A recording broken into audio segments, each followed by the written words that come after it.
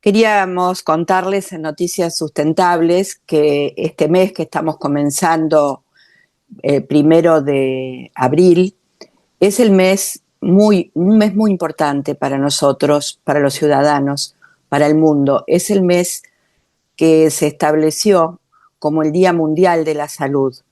Lo hizo la Organización Mundial en el año 1948, 3 años después de haberse creado. Y decimos, ¿qué es salud? Salud es, según la Organización Mundial de la Salud, hemos buscado muchas definiciones. Según ellos, es el estado completo de bienestar físico, mental y social, y no solamente la ausencia de enfermedades o afecciones. Por eso, en este día y comenzando el mes, queríamos hablar con el doctor Juan Carlos Cháquez. El profesor es médico cardiocirujano.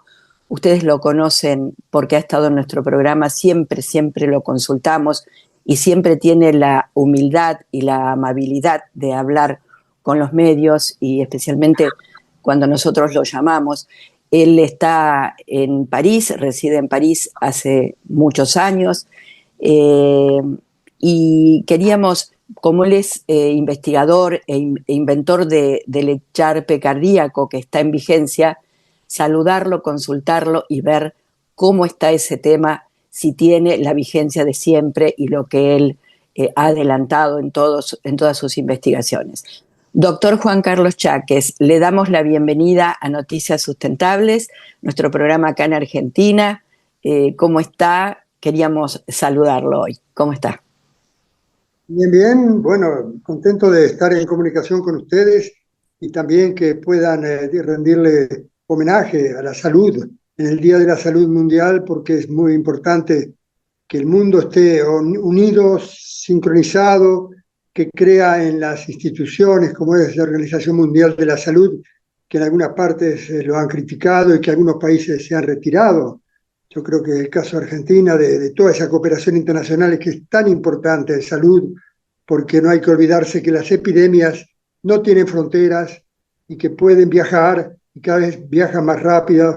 Así que cuando uno piensa que se puede arreglar solo, como está ocurriendo en este momento en Birmania o en Tailandia con terremotos, y se dan cuenta que no, que si no hay solidaridad mundial, los muertos son más importantes. Ha habido terremotos enormes esta semana en Birmania y en Tailandia. Es una zona donde ya ha habido antes y están más o menos preparados, pero realmente tenían una guerra civil en Birmania, así que imagínense usted cómo toda esa pérdida de tiempo de tener armas y pelear entre ellos, tendrían que haberse ocupado tal vez mucho más en asegurar las viviendas y hacerlas antisísmicas, como en este momento se usa mucho el hormigón armado como antisísmico mundial.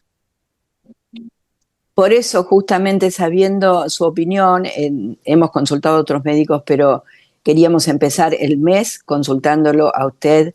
Lo molestamos, perdón, porque siempre lo estamos llamando, porque es una opinión muy autorizada para decirle a la población justamente cómo tiene que organizarse un Estado para acudir. En el caso nuestro, hace muy poco, y se había repetido por segunda vez, pero esta vez fue más grave, lo tuvimos como ejemplo en lo que pasó en Bahía Blanca, cómo se necesitaba de la participación de la organización, ¿no? De que el Estado esté presente.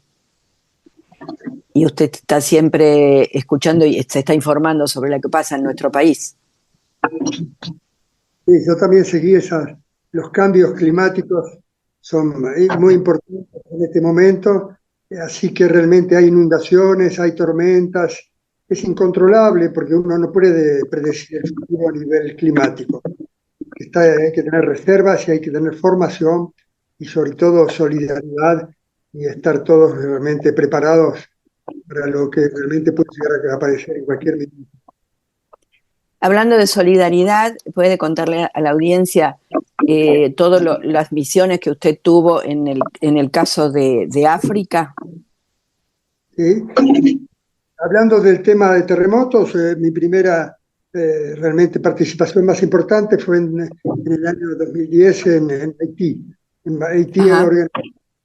rápidamente con el financiamiento de la Unión Europea y también de Emiratos, que estaban en ese momento trabajando con nosotros, una misión muy importante, así que vinimos y pudimos cooperar a partir de la primera semana ya, y sobre todo lo más grave que se veía en Haití fue en la capital, alrededor de Puerto Príncipe, era que ese terremoto en un país con alta, digamos, cantidad de nacimientos, los niños, gran cantidad, caminando por la calle, dónde estaban, quiénes eran, cómo se llamaban, quién les iba a dar de comer, así que inmediatamente fue un asesinato. Dijimos, alguien se va a ocupar de remover para sacar los cadáveres o la gente herida. Nosotros dimos prioridad entonces a un orfelinato, a los huérfanos. En ese momento nos dedicamos durante un mes con participación de gente también de Argentina que había venido, la doctora Kruger y otra gente también de Argentina, vinieron invitados por nosotros. Así que fue muy importante ocuparse de esos niños que ni siquiera sabían cuál era el apellido, cómo se llamaban, completamente perdidos. Los niños perdidos en esos lugares pueden terminar mal porque hay tráficos de órganos, tráficos de seres humanos, así que hay infancia, eso cuando hay prioridad a la niñez, prioridad a los vulnerables, y la infancia es una etapa muy vulnerable de la vida, así que hay que protegerla. Claro, eso fue en el año 2010 cuando usted estuvo en Haití, ¿no? Pero después hizo misiones anteriormente al continente africano. Fui director del hospital, por ejemplo, en la zona de Libia. Hay regiones muy importantes que están muy marginalizadas. Yo estuve en Sudán en el momento en que Sudán tenía una guerra civil. Sudán del Norte era islámica, era ortodoxa, que es vecina de Etiopía. Y en ese momento entonces pudimos ayudar, digamos, a la zona sur que estaban completamente nada, pero sobre todo la enfermedad más importante en Sudán en ese momento, en el 2007, 2008, era el hambre. Era el hambre, gente que no comía hacía 4 o 5 días. Lo primero que preguntaba cuando tenía el dolor de vientre y dolor de cabeza, hacía ¿cuánto hace que no comes? Y ahí entonces la primera terapia fue la nutrición, y el agua potable, porque ahí tenían el río Nilo, con el agua que pasaba y ellos tomaban directamente el Nilo que venía del Alto Nilo, trayendo, digamos, poblaciones que lo utilizaban también, así que era contaminado. Así que el agua potable y la nutrición a veces son cosas sencillas, pero hay que darse cuenta en dónde hay que empezar a tocar para que la gente sobreviva. Así que eso fue la nutrición, la hidratación, y a partir de ahí las ansiosas, porque lo primero que sigue existiendo como causa de muerte en esas zonas vulnerables del mundo es entonces la alimentación y el agua potable y sobre todo la higiene corporal también. Doctor, ¿y cómo ve la situación actual con referencia a todo lo que es pandemias, globalización de enfermedades? Porque se está hablando, bueno, usted está en París en este momento, hay bastante frío. ¿Cómo está la situación en Europa? Y también, ¿qué podemos esperar en la Argentina, ¿no? Con todo esto que... Lo que está sucediendo en el último año, sobre todo, son grandes inundaciones en lugares donde antes no se inundaba.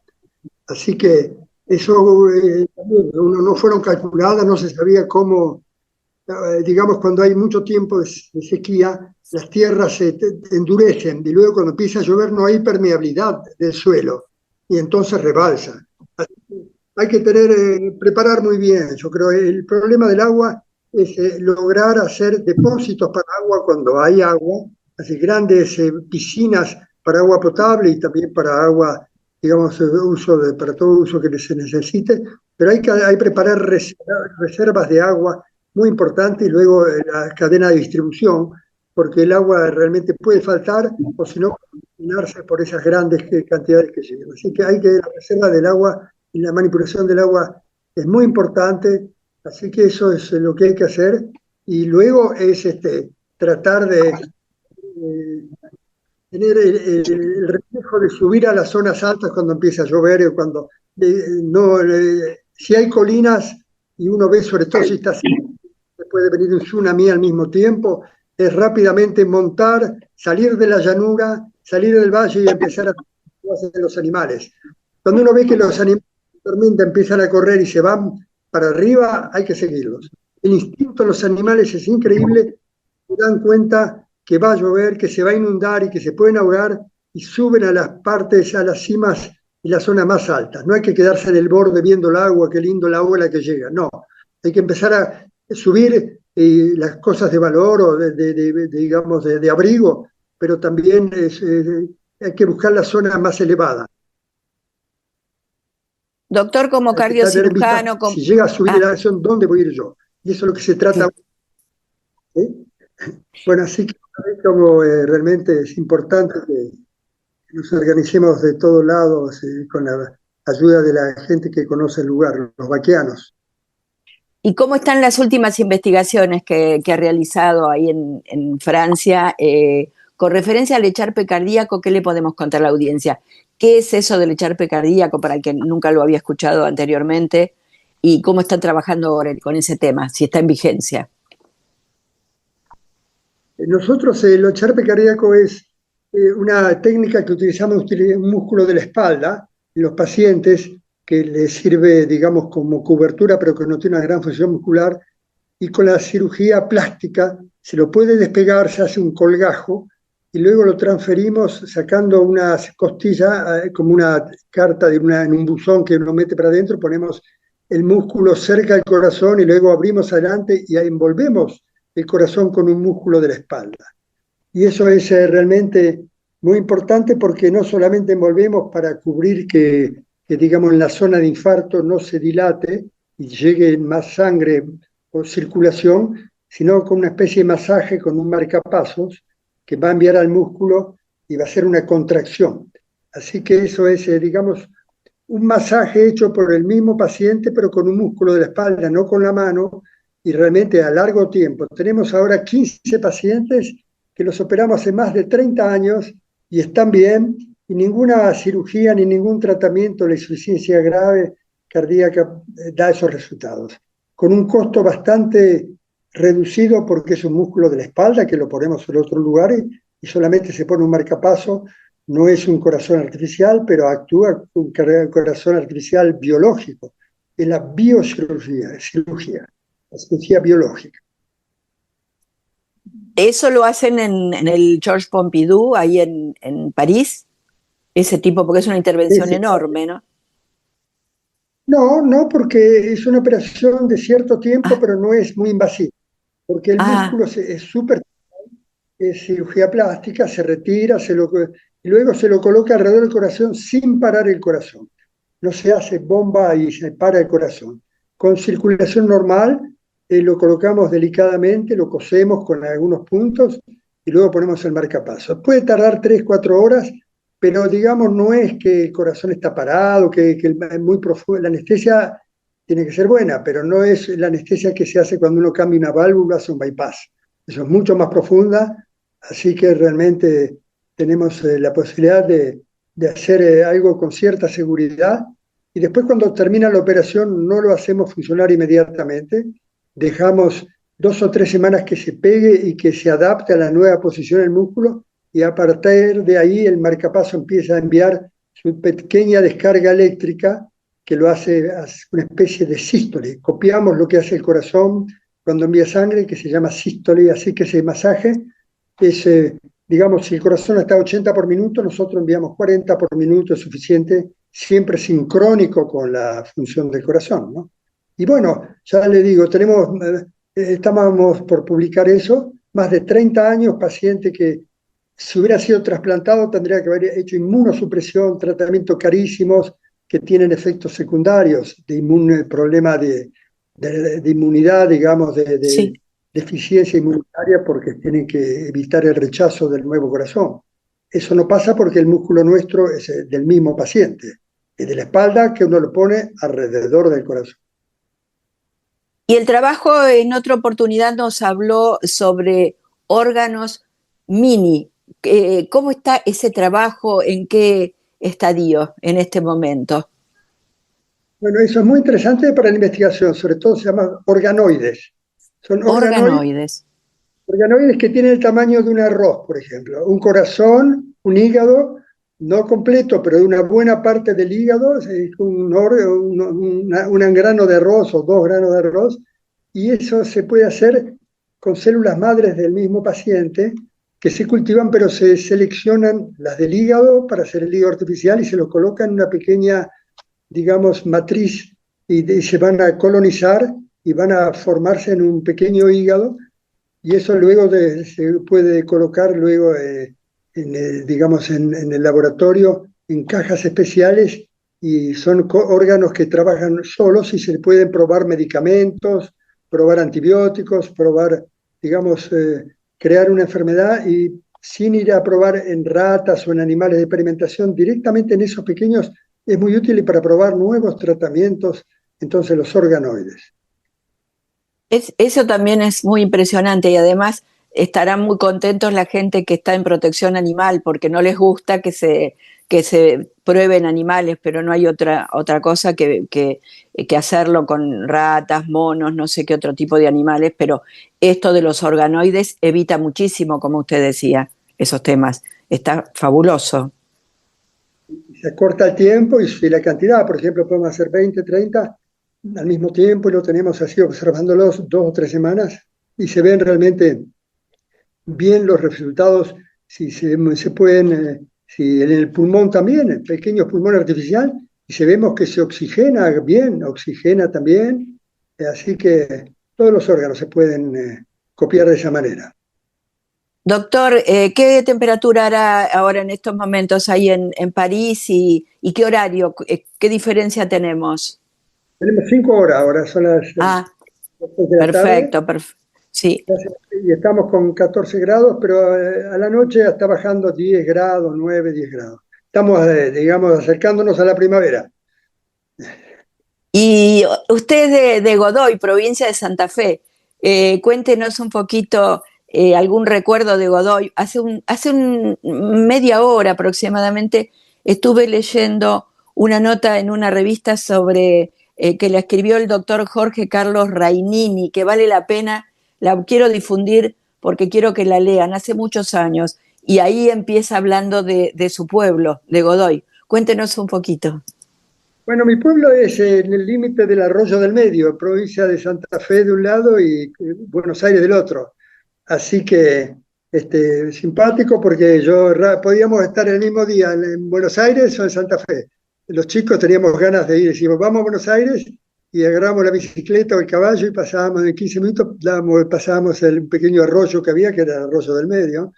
Y bueno, así que esa aventura de poder estar, y es una zona donde hubo muchas batallas, de Cepeda, de Pavón, era la zona donde, digamos, el interior iban hacia la capital y de Urquiza, Rosas, esas batallas fueron ahí en esa región, Mitre, así que Cepeda y Pavón fueron ahí, pero es una zona muy fértil en este momento, y para mí la infancia es el ruido digamos, de los pájaros, ¿eh? Yo recordando el hornero, me traje un nido de hornero a París y lo tengo en mi casa de campo.